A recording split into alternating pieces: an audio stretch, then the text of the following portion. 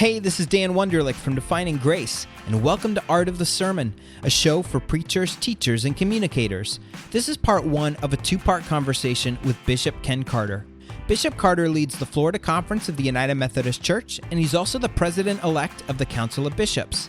In this first part, we talk about the role that preaching has played throughout his career, from when he led 4 small rural churches at one time, up through being a bishop.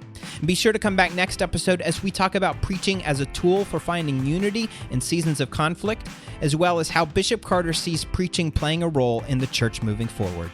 Today, our guest is Bishop Ken Carter, who is bishop of the Florida Conference of the United Methodist Church, which makes him my bishop. And so if you enjoy this podcast or any of the other ministries that I do through defininggrace.com, Bishop Carter is one of the people you can thank for it. And so I want to begin by thanking you, Bishop Carter, for the opportunity to do this ministry. And thanks so much for being with us today on the podcast. Well, thank you, Dan. I'm just grateful for your gifts and for this ministry and the way you reach people. So I'm grateful to you.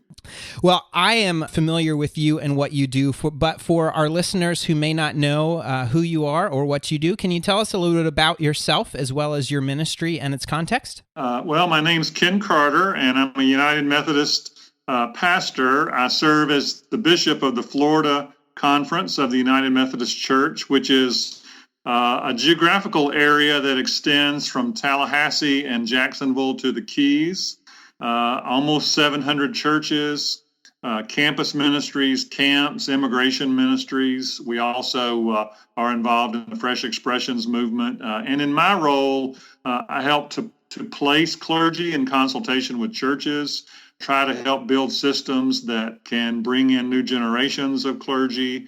We also work on a few key initiatives that are simply too large for one local church to do, but ways that we come together. And I think that's a bit of my work, just sort of a ministry of encouragement and oversight. Well, and we'll touch on it a little bit later, but you also play a leadership role on the Council of Bishops for the United Methodist Church. Can you talk a little bit about the role that you'll be taking over here in about a year and a half? Right. Well, this was something of a surprise to me, but I was asked by the bishops to be the president of the council from 2018 to 2020, which means I simply preside with that group. It's not a hierarchy within the group. We're all equals with each other, but it's a way of trying to make the most of our meetings and at times speaking for the whole church. It's a global church.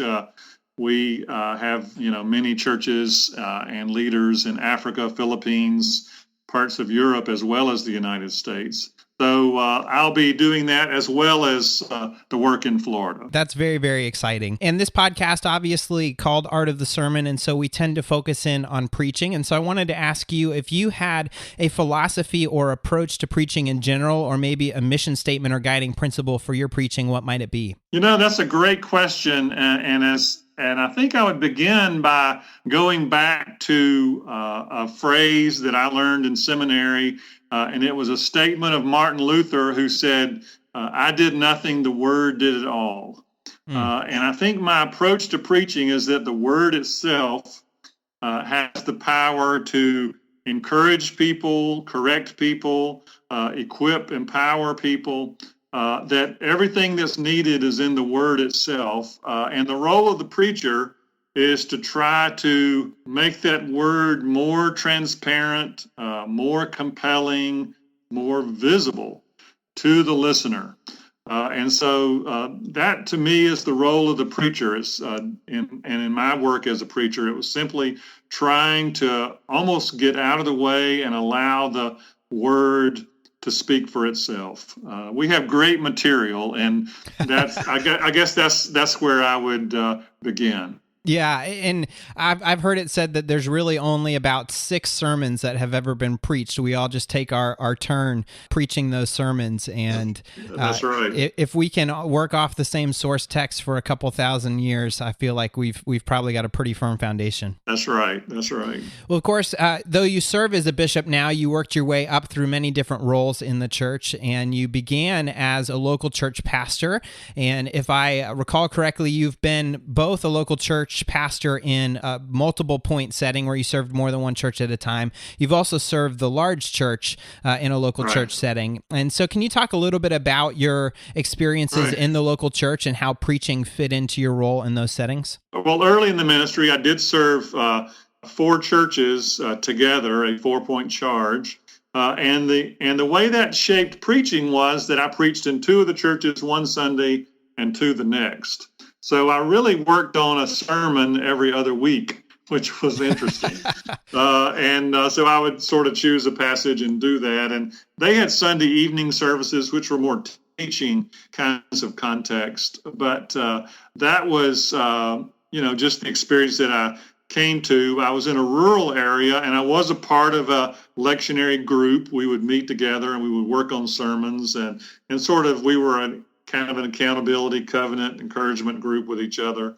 Then I was associate pastor for a few years at a large church and preached maybe once a month. And so I loved preaching, but probably I spoke to that need within myself by doing more teaching.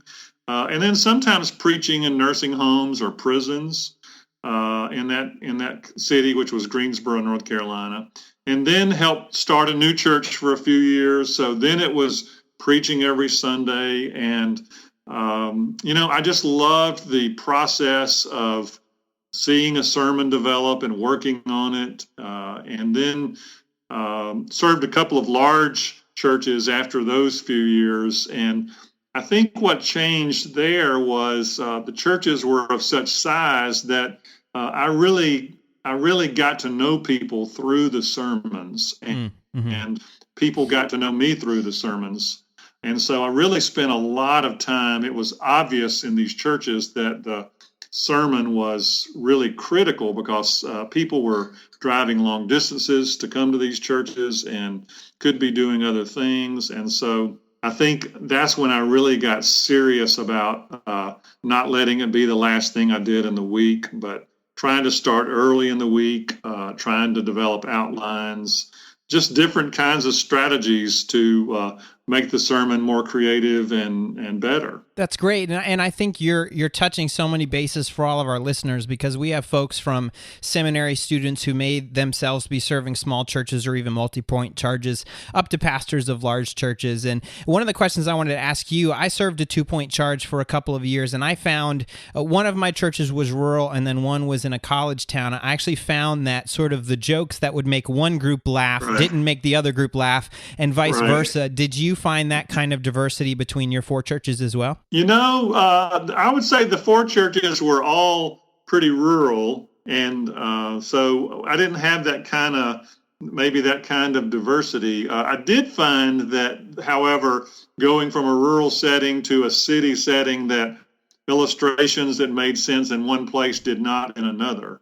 And so here we're getting very practical, but as you preach over a number of years, you, of course, develop a stack of manuscripts. Sure.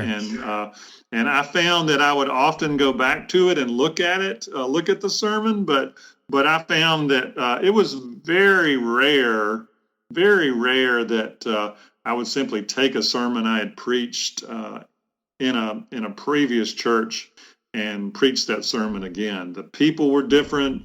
The context was different. I was different. Our relationship was different. So that's interesting, though. That when you do that, I did find that in the large church, I found that when there were several services in a morning, that the more you got into later in the morning, people were just more awake. That's true. And so they were more interactive and tended to laugh more at humor or jokes. But no, that's an interesting experience. And that's an interesting an important part of context as well, as the time of day and the alertness of the group that you're preaching to.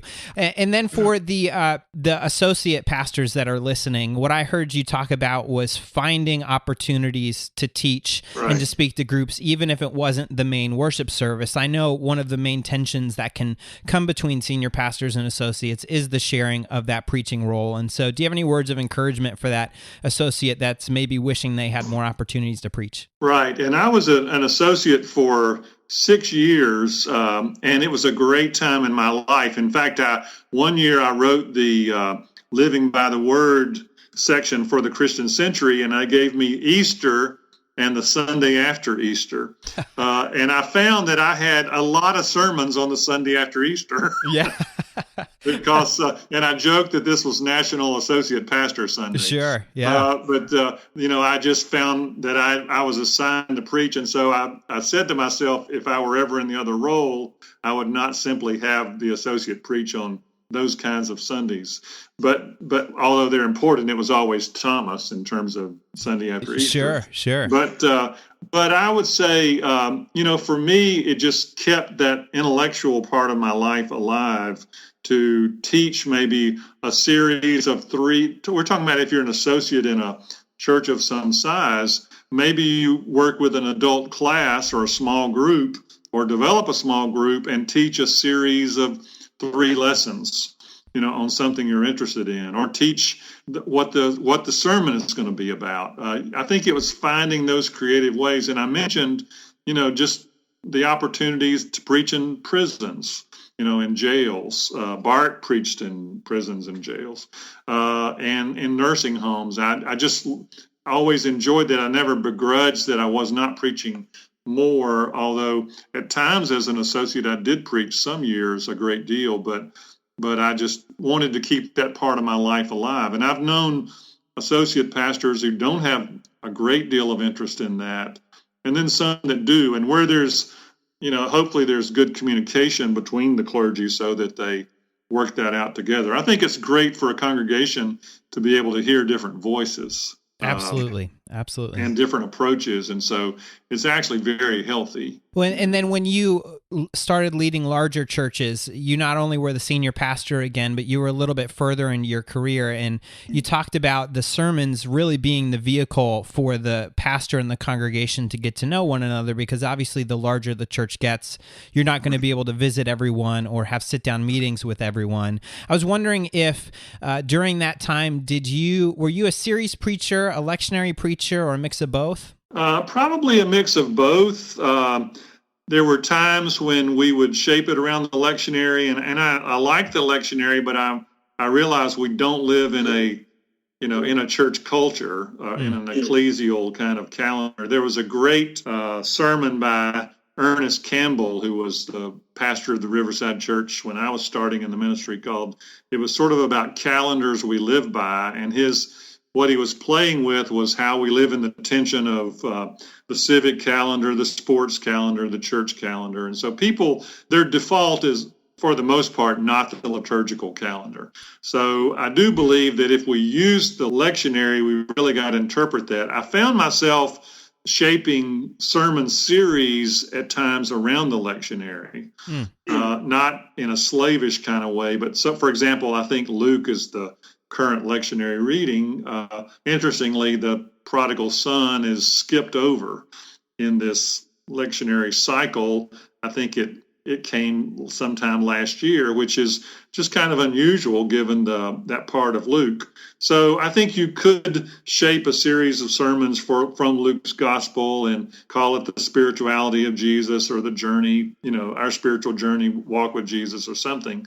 And I did find it was helpful, but we often at times would get away from that. I think one of the things I remember we did in Providence and Charlotte, which was the last church I served, we began to approach the summer as a particular time of year, and one of the ways we sometimes would lean into the summer was lamenting everyone traveling and being away. Right. And so we decided to focus on the Psalms. We asked people to vote on their favorite Psalms. We structured all the sermons that summer around the Psalms. We used Twitter, sent out a Twitter feed every morning and evening so that people could read a psalm in the morning, a psalm in the evening. So they were reading the Psalms all summer. We had the music around those Psalms, and that was a kind of a creative way, and I really enjoyed developing those sermons, around the Psalms, and it lent itself to people who were going to the beach or the mountains. And so I just think trying to be creative around whatever scripture is chosen. You mentioned we preach a few sermons. I also think that it's possible to get into a grid, whether we preach a series or lectionary. We might, in fact, just simply get into our own grid or groove. Yeah. I talked a little bit about the process I used to preach in the couple of larger churches because it changed. I would say earlier in the ministry, and I was a parish minister for about 29 years. So that was life for me, most of my ministry. But I would say earlier in the ministry, I simply worked on the sermon, but really the end of the week was when I finished it. Yeah. And I would say I just finished basically a draft, and that was it. And I didn't read the sermon, but I kind of had a manuscript. And I would say that changed in the last 10 to 15 years, the second maybe half of parish ministry. And I would really try to front load in the front of the week the real work on the sermon, the commentary stuff. And for me, that was always simply finding what was the boundary of what the scripture really said. And then trying to develop an outline, trying to write it. And I would try to have a draft of the sermon by the end of the day on Thursday. And then someone had said to me along the way, they were talking to me just about writing, not necessarily sermons, but writing, that it was great to write something and then sleep on it. Just allow it to cool off, and then you come back to it later and see what you have. And then Saturday morning, I would try to take Fridays off. Our kids were growing up and tried to take that as a Sabbath. And then Saturday morning, I would go into the office. Typically, I was the only one there. And I would revise that draft. And what that usually meant was that it would become shorter. Right. I would take things out, and I would think, well, I was a little ticked off when I wrote that, or that's a great idea, but it's not relevant to this scripture. And then just take stuff out, make it shorter, work on the transitions. Why am I going from this place to this place? And get another kind of draft. And then I would take it into the sanctuary, and I would actually go over it out loud. And the sermon was always better if I did this. And no one would be in there, and I would just go over it out loud. And I would find myself running through lines or, working again on the transition. And then I would get to the church early Sunday morning. I would look at it again and maybe make minor things. But I found the more I looked at it, the more I revised it, the shorter it became. And that was what I felt like I needed to do as a preacher. And so I certainly didn't do that in most of the ministry, but I found myself doing that when preaching was really one of the key things I did. Now, I always visited people in the hospital. I always led particular committees. So it's not like I was just holed up writing sermons and isolated from that. I actually found the relationships were pretty essential to the sermons. But I want to affirm what you're doing here, and thank you for putting the focus on the sermon, the art of the sermon, because it is the one act of ministry that affects the most people. Well, and it is amazing the processing that your brain can do if you give it time to sleep on it. I would always try to finish mine up by the end of the week, and sometimes I would look at it Saturday, but at the very least, I would try to spend an hour. I would actually go to Starbucks on Sunday morning for an hour, so it wasn't the church office, it wasn't my house, it was kind of a different place, and it's amazing kind of the new way it would appear Sunday morning, and you think, oh no, like that's a terrible time to make changes. But oftentimes your brain has been working on it, and so it becomes clearer, and then to me, it became easier to deliver looking at it that one last time. Right.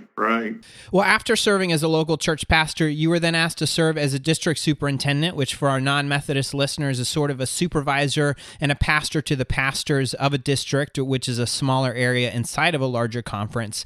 And now as bishop in Florida, you've recast the role of DS as the chief missional strategist. So I wanted to ask you how you view the role of preaching in the district superintendent position, either during your time or how you would like your district superintendents to be fulfilling it now. Well, I was only a district superintendent for about a year and a half. before I was elected bishop assigned to Florida. And I found the role of the superintendent is very different than the role of bishop in terms of preaching.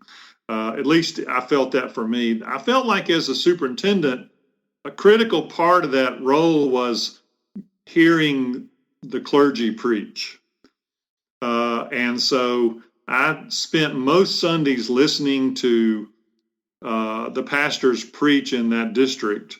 For example, those might be clergy coming into the ministry in a kind of a probationary provisional status.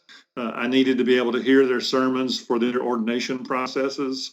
I needed to be able to hear clergy preach in terms of their, if they were going through a change or a transition. And so I listened to a lot of people preach in that district, and that's really what I like for our superintendents to do, to be aware of the preaching styles and gifts of the clergy, so that should they be in a transition, and we don't just arbitrarily move people around, but when there are transitions, you want someone's gifts and capacities and skills to be a good match with a particular church. Well, we very much appreciate that. We as pastors appreciate that. Yeah, and so that was the role of superintendent. The role of bishop is more when I'm in a church, I typically do preach. And so I'm not listening to that pastor or those pastors preach, although I do observe them leading worship and interacting with their people. But typically it's for an anniversary, for an occasion that's particular to that church, or I want to begin to get to know the people in a church because their pastor is going to be retiring and they're going through a transition. Florida has a lot of clergy who served 10, 15, 20 years in one particular church. Mm-hmm. And so the first couple of years I preached in a lot of those churches like Trinity, Gainesville, Hyde Park, Tampa, St. Luke's, Orlando, etc., just to begin to establish a relationship with the church, and Killarn, Tallahassee. And so in those situations, it's more to affirm the pastor, affirm the staff of the church, thank the people for their being in mission in their community, to represent the connection. And I would often talk about campus ministries and camps and immigration ministry, et cetera, in Florida. It's a different role, and it's a very different role as a superintendent or bishop than when you are the pastor of the church, because you do not have pastoral relationships with the people. So does that allow you then to sort of craft a couple key messages that you feel you can take to each church that you're invited to? You know, it really does, which is maybe a little unfair to the people who are listening. For example, this past weekend, I actually preached in a mountain church for their homecoming. I had been their former district superintendent. They had asked me, and I do often preach in homecoming services. And in Florida, more of those churches are in North Florida because the churches are older. Mm-hmm. They have more history. And so I find when I'm preaching, say, a homecoming service, I will often preach the prodigal son passage because it is a great homecoming story. It is a story which, to me, leans into the mission of the church in terms of, being inclusive, in terms of prodigals in our midst, the older brothers in our midst, just the complexity of that parable. And now I will say that over time, I find myself reading different perspectives on the prodigal son. So it's not the same sermon. Right. But I love working with it, and you can visualize who is there at a homecoming service in, say, a county seat First Church or a rural church. You have a lot of people who are part of families, but don't worship very often in that church, but they're there because it's homecoming.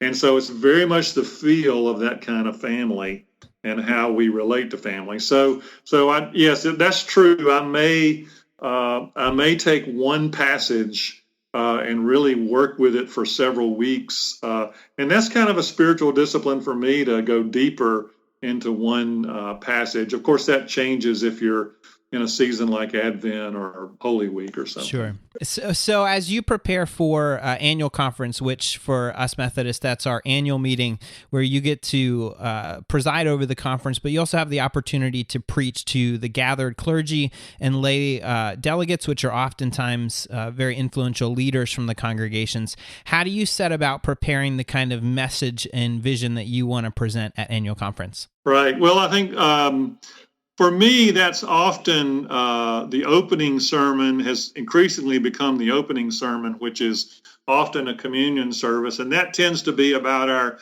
our unity and our communion with each other. And, often people come to that annual conference with a fair degree of conflict or questions about division or unity. And so it's a time to maybe stress and celebrate the underlying unity that is foundational to all of that.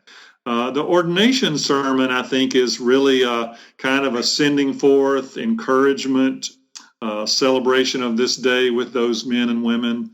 And it may sometimes try to push all of us, myself included, to be in ministry with the people, not just in our church, but the people on the margins of our churches. And again, I would say, I used to sit at annual conferences and I would listen to long sermons by bishops, forgive me. And so I find, I don't know what the perception is, but I find those sermons, again, getting crisper and Sure. and more direct. I just would, I have this great image. I used to give children's sermons in the local church, and the children would come forward. They would listen to the children's message, and sometimes that would happen, and you'd see a child kind of wander off, Right. before the sermon was ending. And so adults don't do that, but mentally they may kind of wander off. Sure. And so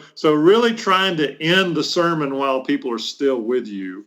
But to me, it's fun. I also like in that setting, though, for people to be able to hear other preachers. Mm-hmm. I know some bishops that preach all of the sermons of their annual conferences. And that's great for them, but I really want people to hear different voices, the voices of women, the voices of ethnic persons, the voices of people of other denominations. And so to try to make what I do a part of a mix. And I would say this year at our annual conference, we really stressed with the guest presenters that their presentations would be more like TED Talks, more like 20 minutes or so.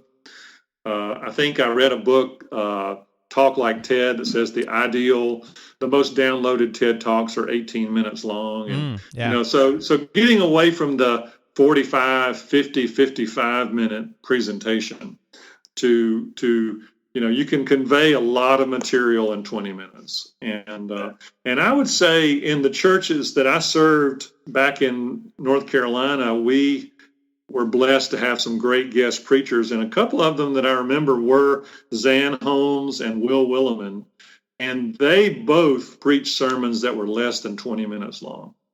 But if you ask the people who were there, they would say they were very memorable. Thank you so much for joining me for this episode of Art of the Sermon. You can find show notes, including links to some of the things that we talked about at artofthesermon.com. As always, I would love to hear what you think about the show, and I want your input to be a part of the conversation. So you can connect with me through Facebook, Twitter, or Instagram, all at username Art of the Sermon. If you'd like to support the show, I would encourage you to subscribe to the podcast through iTunes, Google Play Music, or your favorite podcast app so that new episodes are downloaded as soon as they're live. And of course, in addition to sharing the show with your friends, the best way to help us out is to leave a review in the iTunes store. This lets iTunes know that you care about the show and want other people to find it. Thank you again so much for joining me, and I'll catch you next time on Art of the Sermon.